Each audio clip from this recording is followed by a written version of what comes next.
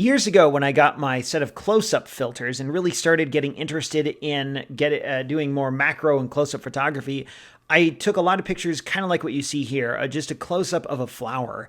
And now that it's springtime and we're starting to see more stuff like this just around, I'm really enjoying using my actual macro lens instead of just some close-up filters to take similar types of shots. Well, to take shots like this that are similar to what I took years ago with my close-up filters.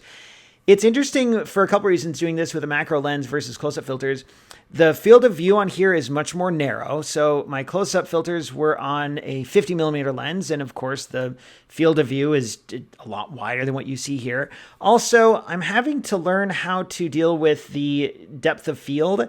I shot this at f/22. And if I were to shoot this with my close-up filters, I think it probably would have been like, I don't know, f4, f8 maybe. I don't know. But depth of field is just a little different with close-up filters. Maybe it was partly due to the 50 millimeter lens instead of the 105 millimeter focal length here. But in any case, that depth of field is really tricky, as I've said for a long time when working with macro, and I'm learning that is even more so when doing shots like this of flowers, where I have something I want to be in focus.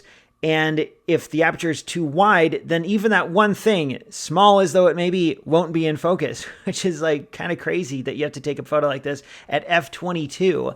This is on a bright sunny day, and the exposure was f/22, 1/200th of a second, and ISO 900.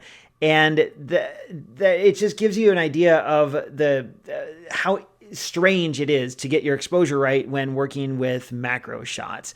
I really wanted something in the foreground as well as the background and have that one clear subject in focus. And so I tried a couple different things with this.